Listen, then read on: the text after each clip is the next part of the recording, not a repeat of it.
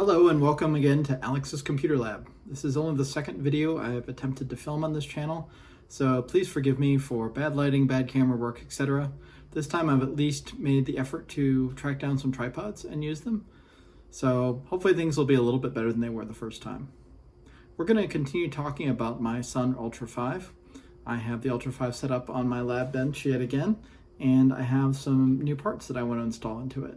In addition, we're going to reinstall Solaris on it, because this machine, if you may have seen in the first video, and for those who haven't, I'll explain, it came shipped with Checkpoint's Firewall 1 as custom configured by GTE to be a remotely managed security device. So we're going to back that up, because of course any piece of software that you get on a retro machine you should back up and archive, just in case it hasn't been previously archived. So I'll be doing that. And then I'll be reinstalling Solaris 2.6. So I'll walk you through the installation process and show you how that goes. And then hopefully we'll be installing some more RAM. So I have some new RAM modules for the machine, new old. You may have heard me scraping across the desk. This is a 64 meg, 50 nanosecond EDO DIMM. So I have 3 of these. And then as I bump the camera, I also have this, which is somewhat more interesting. This is what's called a SunPCI card. It's the second generation of PC add-on boards that Sun Microsystems shipped for their workstations. I used one of these at my desk at AT&T back in about 2000, I suppose, and because we had standardized on using Microsoft Outlook as our email solution. And of course, back at that point, there wasn't really any way to get at MAPI from Solaris well. Evolution was a fairly new thing in GNOME and wasn't all that stable. So most of us, what we did is we had solutions like the SunPCI for running Microsoft Outlook Mail on the desktop. So without further ado, let's get started. So I'm going to switch to a different camera here, and I'm going to show you the disassembly of the machine. We'll see if this goes better than it did on the first video. And you get a nice view of my belly no matter what, so you know, it's bonus all around. So first thing I'm going to do is I'm going to unplug the cables that I've already plugged into the machine. I have a VGA cable and a Sun keyboard adapter cable. And by the way, I do have an official Sun keyboard and mouse, and I'll be showing those in future videos.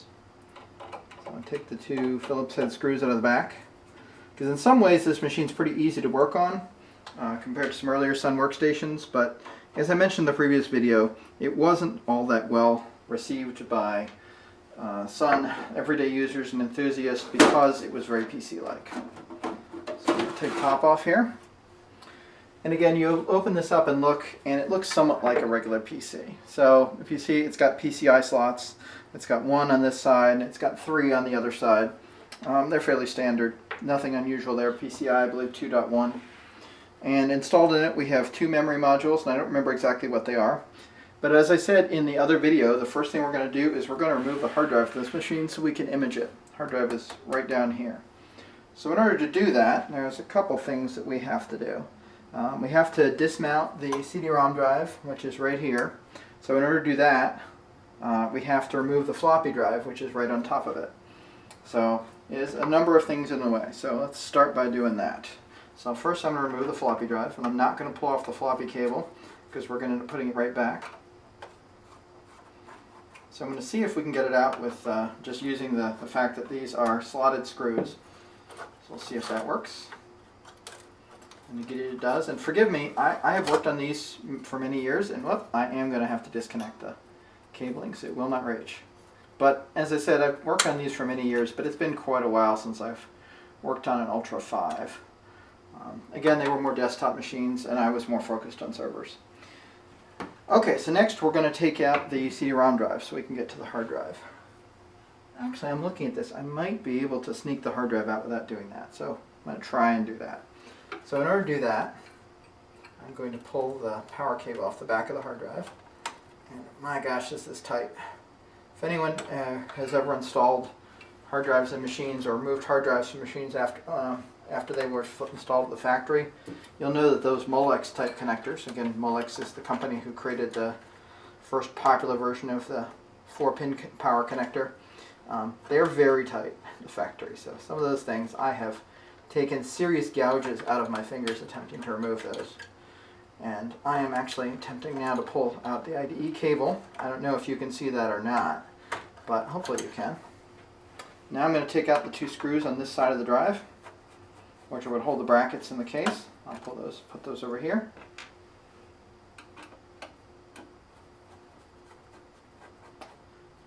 Okay. Screws are out. Let's see if we can slide the hard drive out. Yep, indeed we can. Excellent. So this is the drive. You can see it's a standard PC hard drive. It's a Seagate Medalist. It's a 8.6 gig drive. You can see that Sun spared no expense when putting drives together. And I don't know if you can read the label or not, but you can see it's got a Sun part number. So forgive me, I'm not the greatest at holding things up in front of the camera. So now I'm going to take this over to my PC and I'm going to image it. This is the device I'm going to be using for imaging. It is a USB 3 to IDE adapter. And as you can see, it's plugged into the back of the drive. Forgive my handheld again. You can see it's powering the drive through its external power adapter. And now I'm going to take the USB cable and I'm going to plug into my desktop right over here. Again, it's much more difficult to do this on camera than I would have guessed. So there we go, it is plugged in. And you may be able to hear the drive spinning up and you can see the access light there. I've got it plugged into my desktop machine, which is running Fedora Linux 33. And I will attempt to set this on the desk so you can see what I am doing. So the first thing we're going to do is we're going to look and find the disk device that was rededited. The easiest way to do that is you can do a couple things. So you can do an fdisk-L, which will list all the disks that the machine says. In this case, I also know that the machine auto-mounted it, so I can see it in my list of mounted disks, at which point you can say df-h, which shows you the size of all the mounted volumes. And you can see there, the file systems are automatically mounted, /dev/sdc1, 3, 4, and 6. So those are the disks. So the first thing we're going to do is we're going to unmount all of those.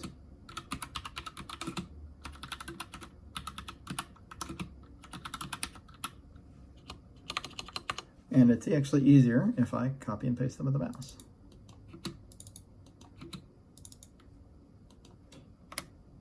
It's asking for my password. Okay, and they are not mounted. So now, actually imaging the drive is fairly easy.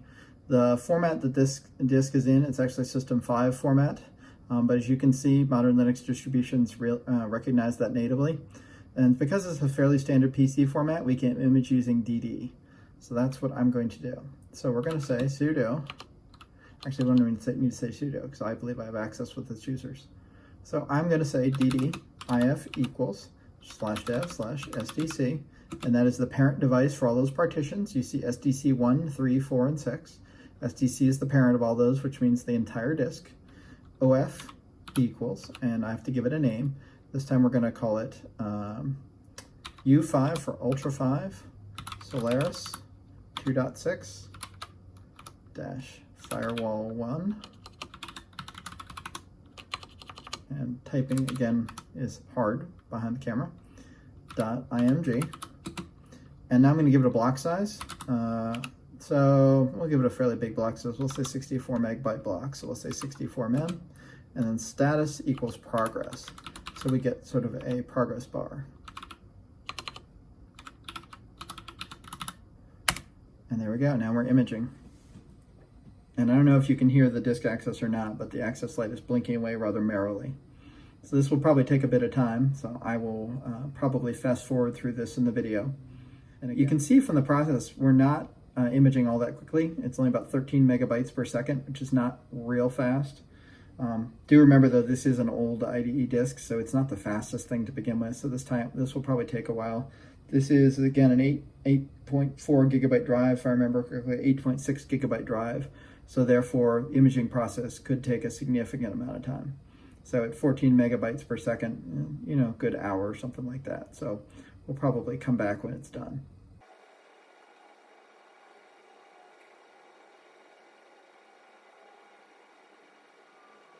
It's actually going faster than I thought. We've moved up to about 15 megabytes per second. We've almost got, as you can see, almost 2 gigabytes imaged.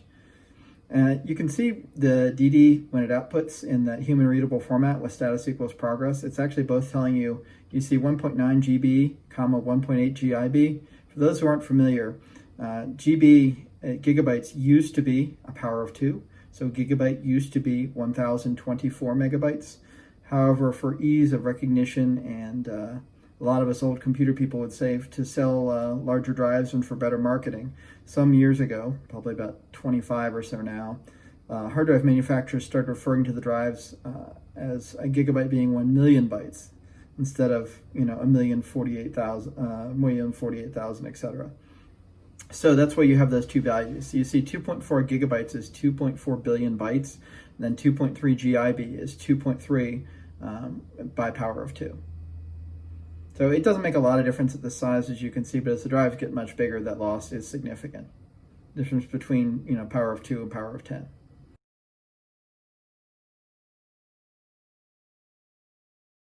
When you're doing this kind of imaging, it's not all that uncommon to get some errors during this process. There's actually a tool called DD Rescue that will go and image this by trying over and over and over and over again to image the same blocks on the disk.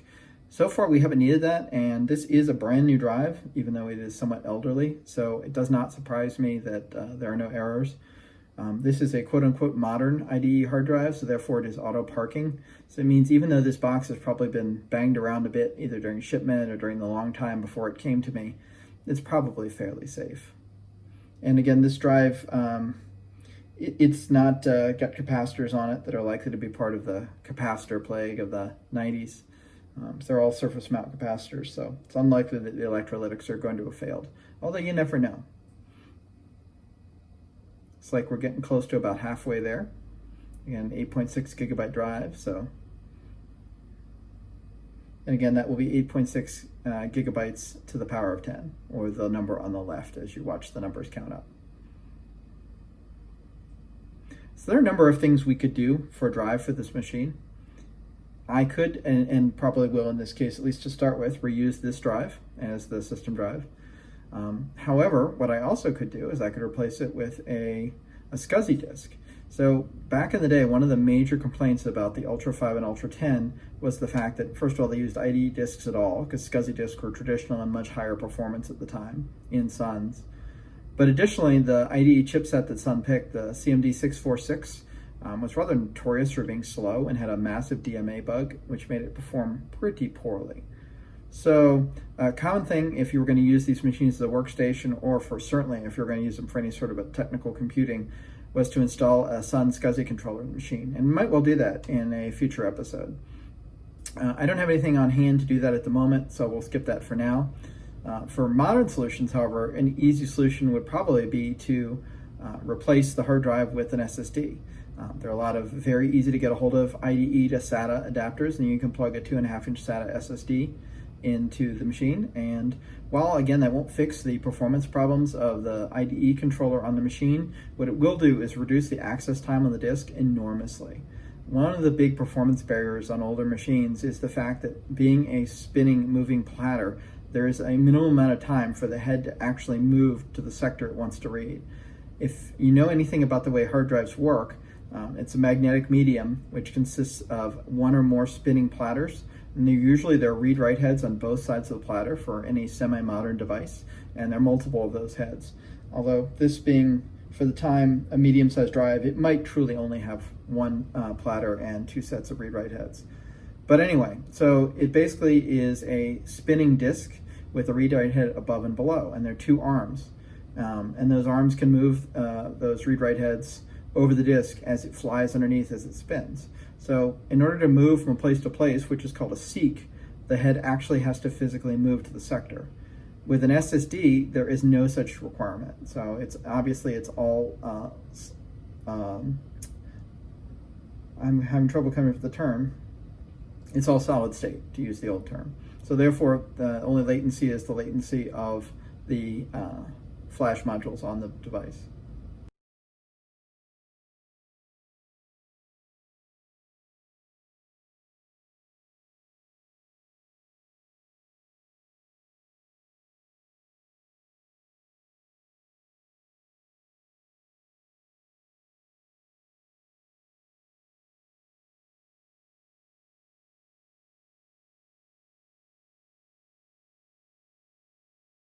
Looks like we're getting down to the end here, so we shall see how exactly this comes out. Hopefully we'll finish up with no errors.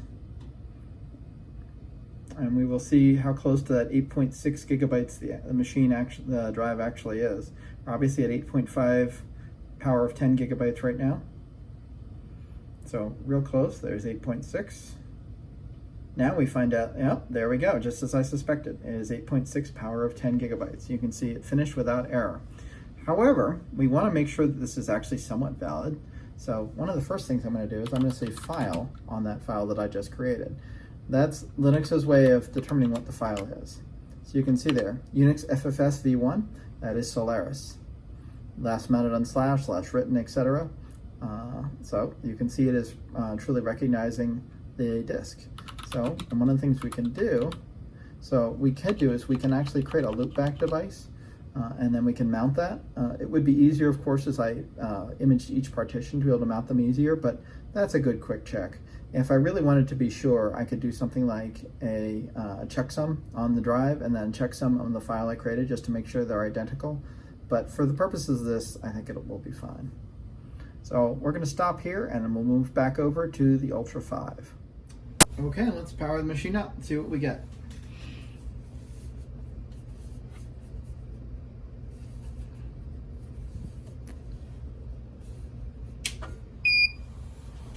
Oh, it beeped. That's something.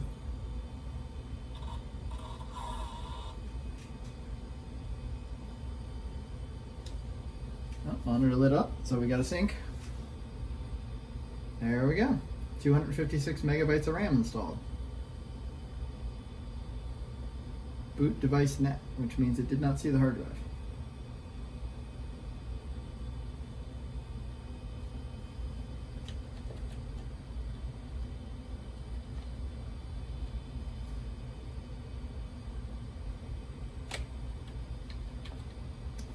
So we're going to stop it. So we're going to do a probe-IDE, see what devices that we see.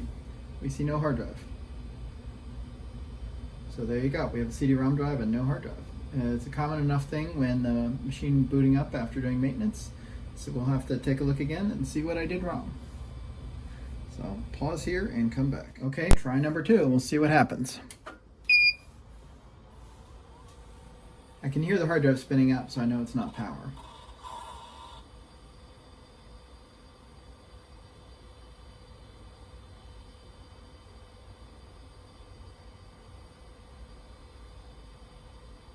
There we go, boot device disk:"A, file args.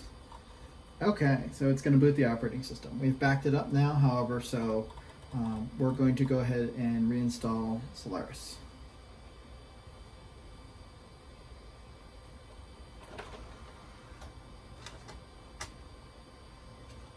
So in this case, we're going to do it from CD.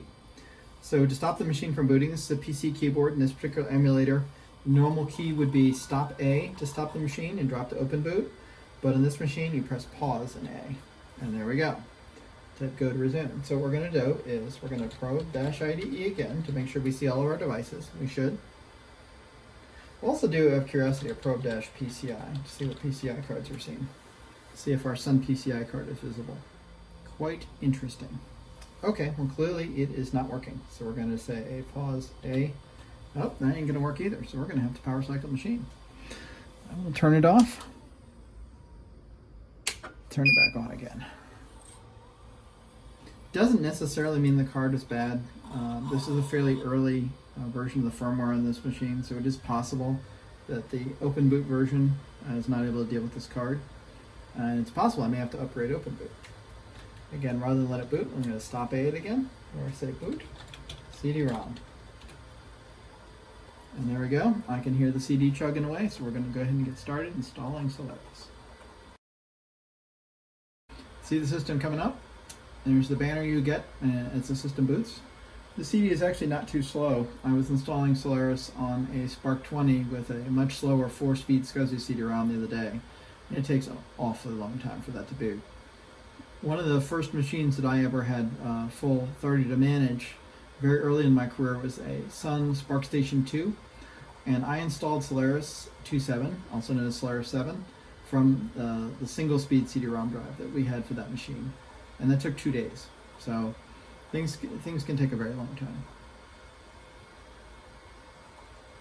Okay, you can see we're configuring devices. If I had attempted to remove those Ethernet cards and install the SunPCI card with the existing Solaris installation, I would have had to do a reconfigure. There's a reconfiguration reboot you can do. The easiest thing, however, to do is to touch the file /reconfigure as root and then reboot the machine. And then it will come back up and having scanned for new devices. You'll see I do not have this machine plugged into Ethernet, so that's why it's complaining about Ethernet on the HME card, which is the built-in Ethernet. Okay, we're getting close to finishing the boot here. We're starting Open Windows. Open Windows was what Sun called X11, and their interface for it was CDU, the Common Desktop Environment. For anyone else who remembers from that time period of the mid to late 90s, most Unix variants at the time, notably accepting SGI, used Common Desktop Environment, or CDE, as their primary user interface for X11. And X11 is the equivalent of Microsoft Windows for Unix. For those who don't know, X11 is the X Windows system, release 11, hence X11. Okay, so now we have the installation. So we have a lot of choices as far as installation locales. So our default language is English, and we can go with the default language, which is ASCII, or we can also switch to 8859-1. So ASCII is 7-bit characters only. 8859-1 is Unicode enabled, which means things you'll have like the Euro character and extended characters for pictogram languages and things like that. So we're going to go with that. Okay, and then we're going to go through and start installing. So we're going to start installing the system. So we're going to give it a host name. I'm going to be very uncreative and call it Ultra 5. We'll say it's not a network system for the moment. Okay, we'll specify time zone. You can pick either geographic region, offset from GMT, or use specify time zone file. We'll use geographic region. By default, US Eastern. We'll stick with that. That's where I am. It is currently, as we speak, the 30th of December, and it thinks the time is 11:27 p.m. Actually, it is 4:25 p.m., so we'll change that.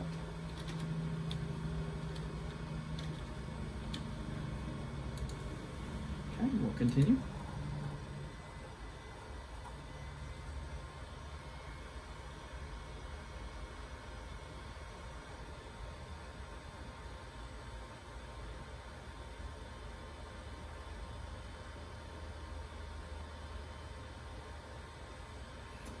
And now we will wait. So system identification is completed. It's clearly thinking about something before it continues. I see some more activity on the CD-ROM drive. So there we go, we're install begin. So we have a number of other things we're going to have to set up in the machine, particularly partitioning and what packages we want to install in the system. So we do see there is a version of Solaris already on the machine. So we can see that the installer has noticed that. It says the system is upgradable. In this case, we're going to do an initial install, so we don't want to keep anything from that initial installation. Okay, and now we're going to do our layout. First question it asks is, do we want to allocate space for diskless clients or auto clients? Those are machines that run entirely from the network. Thin clients, which existed for Unix a long time before. It's not all that uncommon for folks to use thin clients to run Windows these days, but Unix sticks thin clients in the form of terminals or X terminals, which are the graphical version of those ASCII terminals, have been used since the very beginning. So we're going to say no. So we'll say continue. We're not going to add any additional languages. Now it asks what you want to install. And you can see there is a very significant difference in size. So core is just the minimal that it needs to boot Solaris. End user system support, theoretical user, developer installs, compilers. Entire distribution is everything in the standard Sun distribution. An entire distribution plus OEM support adds drivers for non-Sun boards. Unless there's a reason, usually you just go ahead and install this. Okay, you can see by default we're allowed to install on our disk, and that's made here. So the default boot location, C0, T0, D0, S0. It's controller 0, target 0, disk 0, slice 0. Slices are what Solaris calls partitions. We do not want to preserve existing data, so we're going to click on continue. We'll go ahead and take auto layout and see what it does, and then we'll make some changes. Okay, Now it asks what partitions we want to create. Back in the day, I would have done this, at very least. So that would mean we have a root partition, which would be fairly small, user partition where most of the software is installed that comes with Solaris, /var would have the system logs, and swap, and that's what we use when we run out of RAM. Most folks are familiar with either swap files or swap partitions. But that's basically Unix, whenever it runs out of actual physical RAM, will take that data and write it to disk, and that's called swapping. And we can use swap files or whatever to do that. So in this case, however, I'm not going to use a var partition or a user partition. I'm going to throw it all in root. It's not a good practice for a production system, but for this, it gives us maximum flexibility. This version of Solaris does not support ZFS. If we were running Solaris 10, we would use ZFS Z-pools, and then we wouldn't have to worry about it. We would dynamically repartition on the fly. This machine, by the way, can run Solaris 10, but we're going to use Solaris 2.6, which is what it shipped with. So you can see, even though we didn't tell it to do it, it created one extra partition here, which is export home. That's the home directories, and gave almost all of the space in the machine to that, so users should have room to work. So we're going to customize and we're going to remove that. So I'll just come over here and I'll delete the partition. You can see now we have a capacity of 8,222 megabytes, of which we have allocated 920, and we have free 7,302. So I'm not going to do that math on top of my head, so I will just say 1,000. And now we can see we have 7,074 megabytes available, so we'll just change this to 8,074. We may have to slightly change that again due to rounding errors, but we will see. There we go. So no rounding error here. We have 148 megabytes of swap. That's not a lot of swap. Doesn't really matter for this machine. We probably won't likely go beyond the 256 megabytes of RAM installed. Actually, I'm going to go back and change this. The old rule was for Unix hosts is twice as much swap as actual RAM, which would be 512 megs. This particular machine can be expanded to 1 gigabyte. So if you were thinking about doing that, what you might want to go ahead and do is give 2 gigabytes of swap. In this case, given we have only 256 megs RAM, and I'm probably not going to put a ton of RAM in this machine, we'll just make it 1 gigabyte. Which then, you will notice we get an error. So we do not have enough space to do that. Newer version of Solaris would make the free count negative, but Solaris 2.6 doesn't do that. So we'll just make this 7,000, and that gives us plenty of space available. We'll make this 1,024 megabytes. And now we have 197 megs available. So 7197. There we go. And you can see I mentioned rounding errors. That's because the partitions don't necessarily fall on exact cylinder boundaries, depending on how much space is available. One other interesting thing for Solaris is this overlap partition. So on a DOS machine, you have 4 standard partitions using the FAT or file allocation table layout. But on Solaris, which is System 5 partitions, partition number 2, which is usually referred to as partition C inside Solaris, is overlap, meaning the entire disk. So that's how you refer to the entire disk. Earlier in the video, when I was imaging this disk, you saw me imaging /dev/SDC. That is what Linux calls the entire disk. Solaris, we would call it C0, T0, D0, S2, slice 2. Okay, so we'll say OK. And then we're going to continue. We do not want to mount software from remote server. This would be additional packages we might want to install. And there is our overview. You can see we're doing initial installation onto the only disk device, which is C0, T0, D0, S0. No client services, which again are there for those thin clients. We're installing Solaris 2.6, entire distribution plus OEM, and creating only 2 partitions, which are root and swap. We'll go ahead and start. And we can either automatic or manual reboot. I'm going to say manual reboot. The advantage to this is we will get to see the log messages, which are up in this window right up here, before the system comes back online.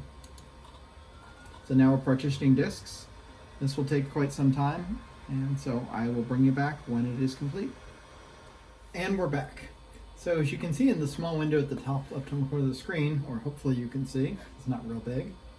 Make it a little bit bigger here. We can see that the installation finished. If I scroll back a little bit, you'll see that we succeeded. We could look at the scripts and say begin log and finish log if we want, but there's really no need to do that. So we're just going to go ahead and reboot the machine. So in order to do that on Solaris, we use the old format for shutdown. So shutdown minus G0 or 0 second grace period, dash I6 for init 6, which is reboot, dash Y.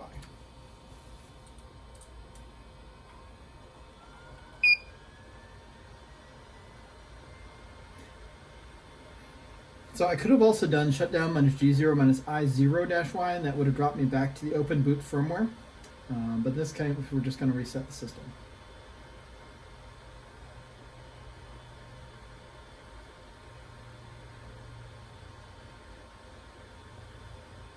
Hopefully this will happen in fairly short order, but we shall see. There we go, changing to init state 6. Please wait. And of course we're still running from CD, so it will take a few seconds for this to actually happen. There we go. We are shutting down.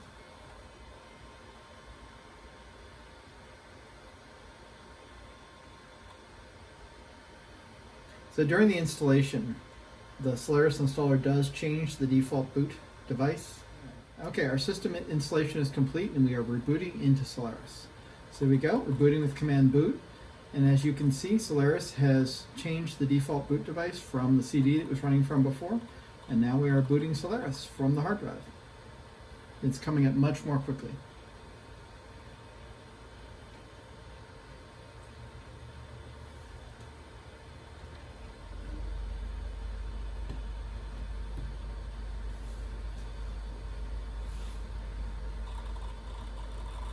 You may or may not be able to hear the disc grinding away there. The small tripod I'm using for the cell phone I'm shooting this with is actually resting on the Ultra 5 case, so you may or may not be able to see it. And see, we're configuring the /devices directory and /dev directory, compatibility devices. Basically, it's doing a reconfiguration reboot, which I mentioned previously. See, it's looking at the network interface and it's not going to find anything there, so it'll take a second for that to fail. See, link down.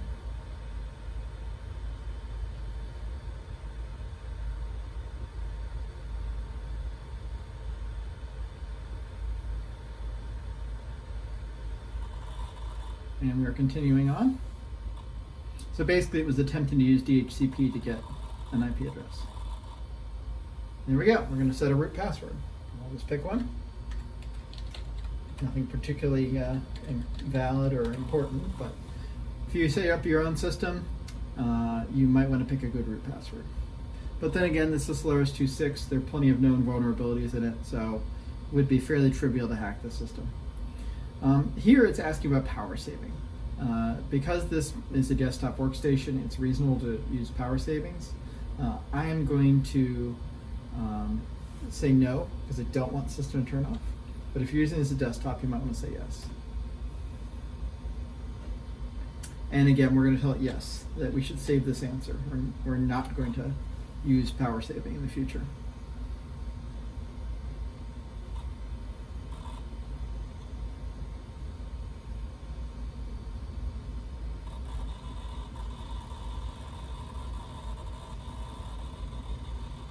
Okay, we are almost up. Syslog, print services, volume management. I don't know why I'm reading to you what's on the screen. You can probably read it for yourself. There we go. Console login, and now on open Windows /CDE is coming up, and we'll be able to log in as root. There we go. There's a standard CDE login window, and I'll go ahead and log in. Default user is root. Use the silly password I set. Now it's going to ask what environment that I want to use. Default, as I mentioned previously, is the Common Desktop Environment, or CDE. We can also use Open Windows, which is the OpenLook GUI. It's the older Unix standard for desktop environments, but we're going to stick with CDE.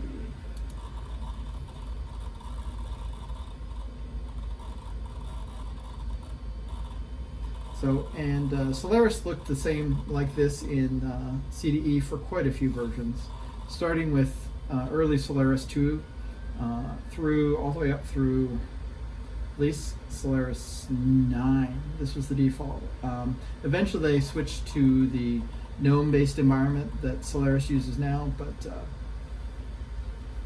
it was like this for a long time. So it was hard to tell the Sun systems apart. So we'll close the file manager, close the help viewer, close the file manager here. Now, in order to find the terminal, it's in an odd place. So here, you have default and print manager. Here, we have the home folder. We have all the CDs. Here we have the text editor, the terminal, web browser. And then here we have some virtual desktops. Let me do a more systematic overview here and talk about it that way. So starting on the left, these are all icons that can be changed, by the way. This is the CDE panel, so this is the clock. And we have the calendar. We have the file manager here that we already closed down before. And under that, we have this drawer that contains the home folder, personal bookmarks, floppy, and the CD-ROM. And again, you can add things to these folders yourself if you would like. Now we have our applications here, text editor, terminal, web browser. And we have our email client. We can lock the screen with this icon here. We can switch virtual desktops. There are 4 virtual desktops and they have slightly different desktop patterns. We have this activity light here. We have this log out button. We have printer for managing printing. And again, you can see you can have some customization of the printing system here. We have our system settings right here. I'll go into that a little bit. You can see we can change our colors, our font, our backdrop, keyboard and mouse settings, beeping, screen, window, or startup. There's nothing really we want to change here now, but I'll go quickly through them and show you what they look like. So colors, this is basically the style of the theme and the environment. You can see you can change the palettes, default. You can see it changes the scheme. Some of them are spectacularly ugly in my opinion. Like for example, golden. Grayscale's not too bad. That's not too bad, Neptune. Northern Sky, Nutmeg, Olive. Olive's relatively pretty. PB and J. Peanut butter and jelly, that's hilarious. Sand, Santa Fe, Savannah, Seafoam, Sky Red, Soft Blue, Southwest, Summer, Tundra, and Urchin and Wheat. So for my purposes, we're going to stick with the default colors. So we're going to go back to, which one was it? It was, well, we can just cancel. So fonts. So you can see the default font group, medium.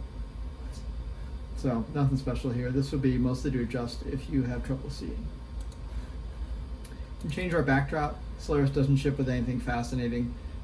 This default backdrop is Sun logos, but there are a whole bunch of others that we can use. I'll go through them really quickly so you can see them.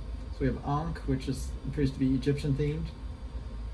Background, which I'm guessing is for images. Brick wall, burl, concave, which is already on one of the virtual desktops. Convex, corduroy, crochet, dimple, dolphins, which is on another virtual desktop. Dot wave, dune, foreground, which is just the foreground color. So that's what background is. This is the background color. Geiger, gray, dark gray, light gray.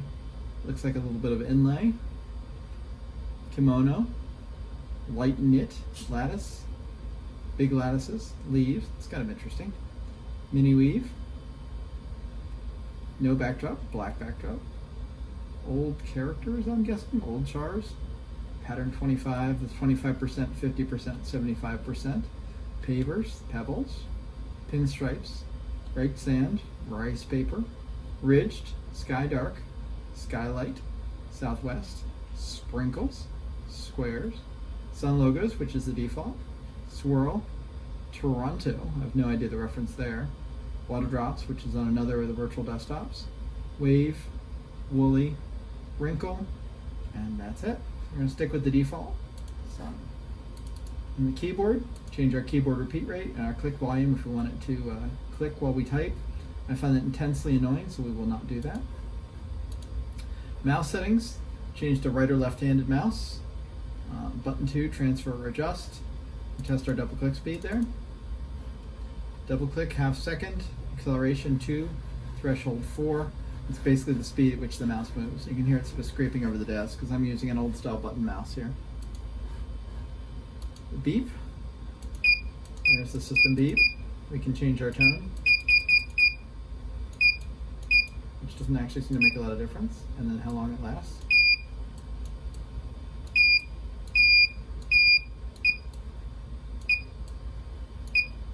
Huh, interesting. Some of these settings, even though I use Solaris and was a Sun Certified Systems Administrator for many years, never actually messed with, and the sound is one of them. I never cared. Screen settings. This is our screensaver. There are all kinds of ones. The default is blank screen. Conway's Game of Life is one that a lot of Unix systems use. It's a very classic Unix screensaver. Screen lock requires you to put in your password after a certain time, and starts the lock after 30 minutes. Most systems for security purposes will set the screen lock to be the same time as the screensaver. So I'll quickly show you what the screensavers are. You can see you can pick more than one of them if you want. So we have Swarm of Bees. It's just a sort of some highlighted backgrounds chasing around. Spinning lines. Windows has a very similar screensaver. Cosmic Flame Fractals. Hop along iterated fractals. Interesting. There's life and the random bouncing image. That is a very traditional X-window screensaver. Rotor. I think I've seen a lot of people using that. Fireworks. Launches fireworks. Wiggly worms. That was kind of interesting. We'll leave it on the default of blank screen. We won't change anything here, but you get the idea. And of course you can turn the screensaver on and off and screen lock on and off. So here are our window settings. So we point in the window. This is an X setting right here. This shows how you activate Windows. If I change to point in window and hit OK, I have to restart the Workplace Manager. But anyway, what that would do is it would mean that instead of having to click in this window, when I moused over, it would automatically highlight the window. And that was an X default for a long time. Here, if you click on a window, this will bring it to the top. Sometimes you might want to have it set so that windows, while you can type in them, they don't go to the top. Allow primary windows on top. I don't know what that is off the top of my head. Showed contents during move. That's a graphics accelerator enabled function. You can see by default we just get the outline. But if I enable show contents, I don't know if that's going to take effect immediately. Let's say. No, never mind. So we would have to restart. But anyway, it would show the screen graphically while moving. Window icons, we can either use the icon box, which is storing down here, or we can place them on the workplace, which is over here. And then startup. This is apps to launch on startup.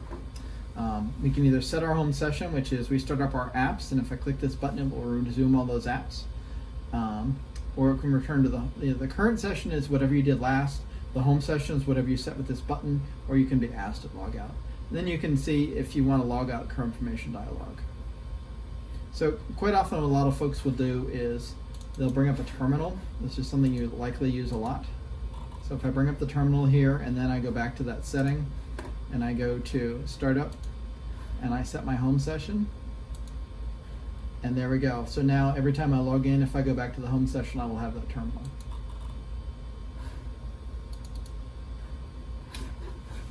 Let's see, what else do we have? So we have our applications list, desktop apps, controls, and information.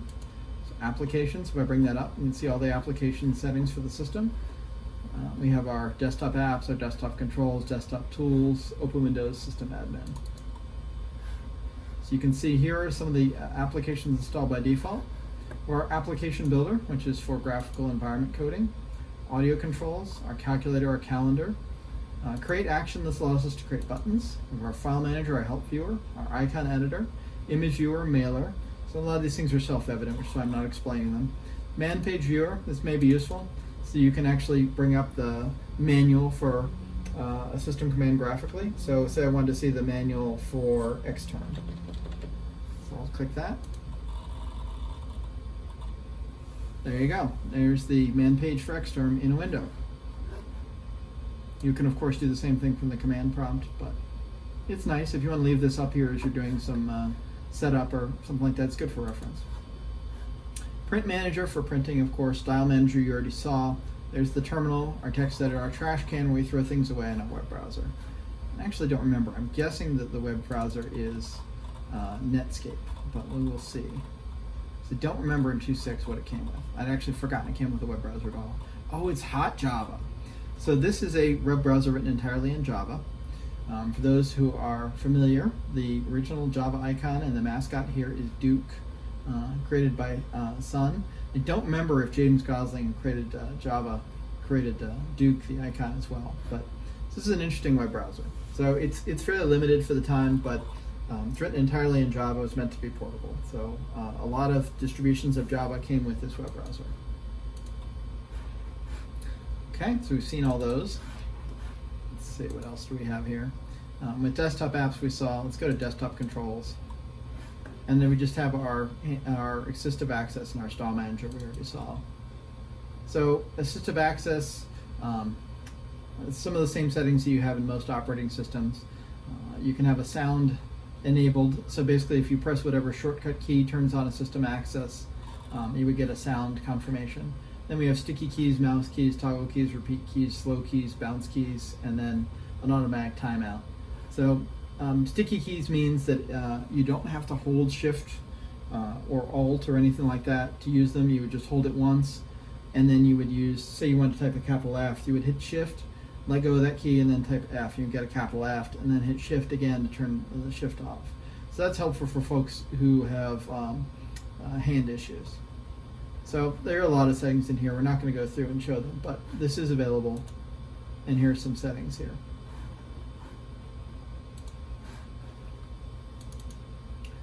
I think we're getting to the end here. The last one we're going to have is our help library.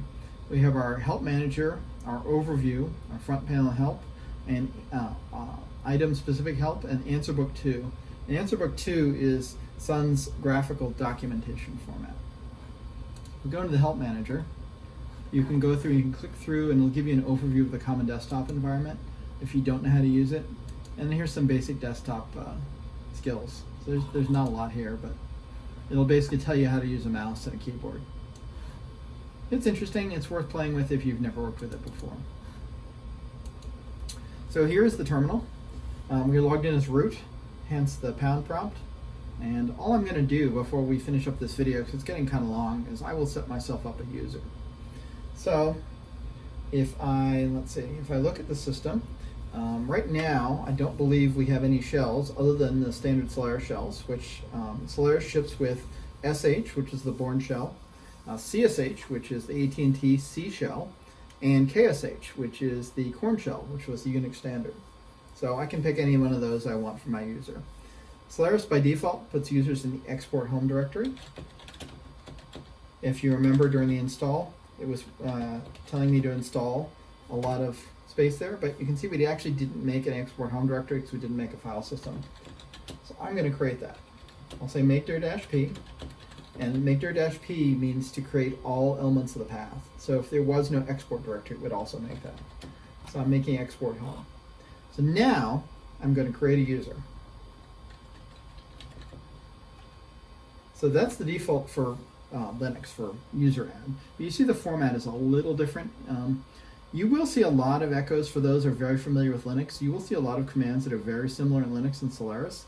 And that's because in a lot of ways, Linux is kind of a Solaris clone.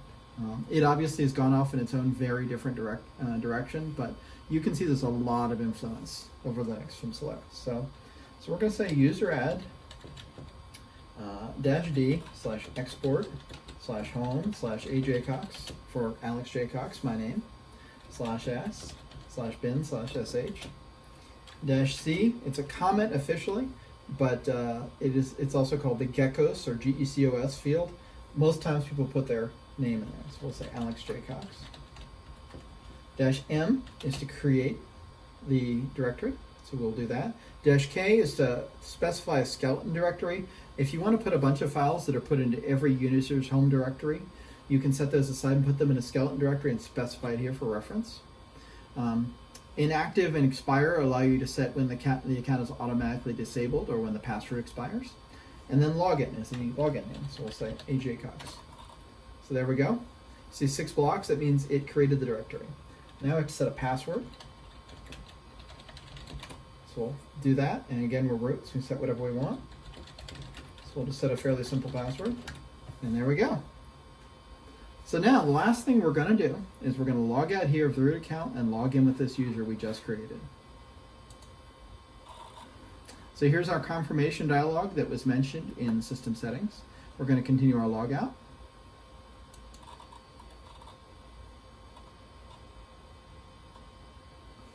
And now we'll log in. Welcome, AJ Cox. It's nice the computer cares. So you can see we can pick our desktop. We'll go back to CDE. And there we go. We're logged in again. So now it's nagging me to register Solaris, which I don't know. It'd be interesting to see if Oracle, how they would react to getting a new registration for Solaris 2.6 in 2020. But, you know, it's a thing we can do. But anyway, that is about it. So thanks for watching if you stuck with me this long. So thank you for watching this video. I would appreciate it if you would like and subscribe if you enjoy the content on this channel. There's not a lot of content here yet, but I do promise I will make more and post it, and I certainly appreciate your time. Again, I hope you found this interesting and possibly educational, and hope you come back for more content. So anyway, have a great day, and thanks for watching.